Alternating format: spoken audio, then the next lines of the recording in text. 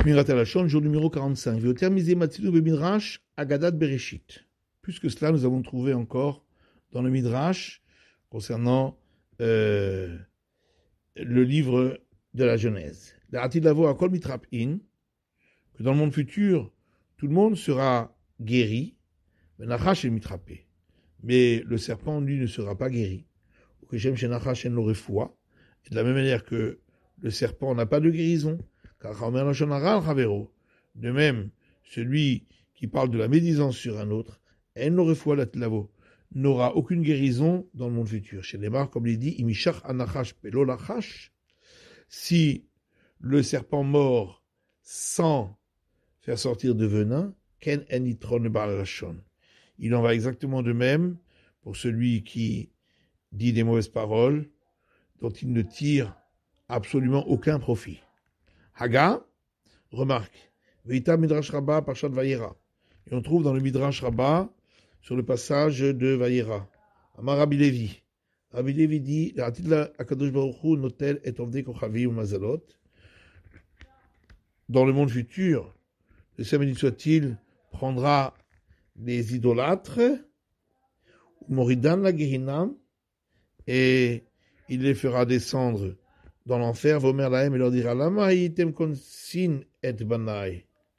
Pourquoi vous avez fait du tort à mes enfants? Vehen omrino, ils lui diront, Mehem ou bahem ayu ba'in, vomrim lashon ra ishal chavero. De chez eux et parmi eux, il y en avait qui venaient, qui disaient de mauvaises paroles l'un sur l'autre. Et le Saint béni soit-il les prendra les uns et les autres et les fera descendre dans l'enfer. Et il est écrit également dans le Midrash Pirkei de Rabbi Eliezer,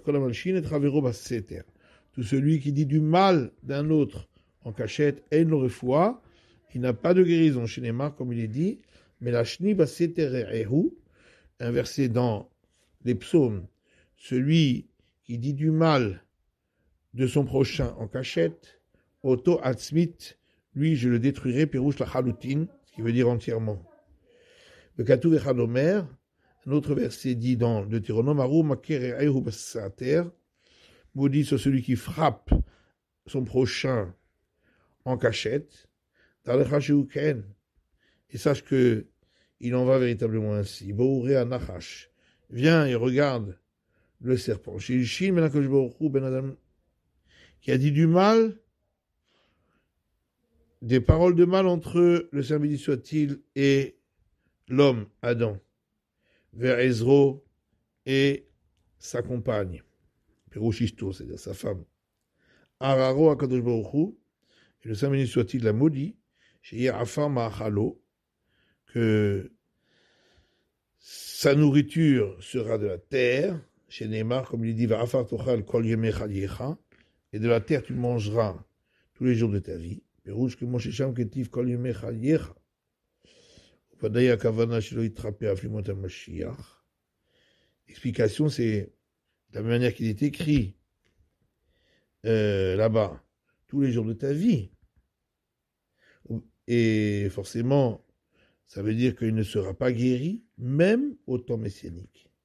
Que Moshe Amrou Bevrachot Dafilbet, comme on a expliqué dans le traité Brachot, à la feuille 12, Yemecha Yecha Olamazé, quand il est écrit concernant l'obligation de mentionner la sortie d'Égypte, les jours de ta vie, ça veut dire dans ce monde-ci, Kol Yemecha Yecha, tous les jours de ta vie, la vie des montagnes Mashiach, pour inclure les temps messianiques. Afkan Enorefouat Tabid, et donc pareil pour le serpent, il n'aura aucune guérison pour toujours. Le Kazeraïti Kamken Yisraël Magdoshim, et une chose semblable, j'ai trouvé également dans les livres saints. Jamais s'appelle le Shonara, celui qui raconte de la médisance, mais Solotam Mitma'atim, sa nourriture se raréfie, Kannachash Mitma'atu Zonotav, exactement comme le serpent pour lequel la nourriture s'est amoindrie, puisque il ne pourra manger que de la terre.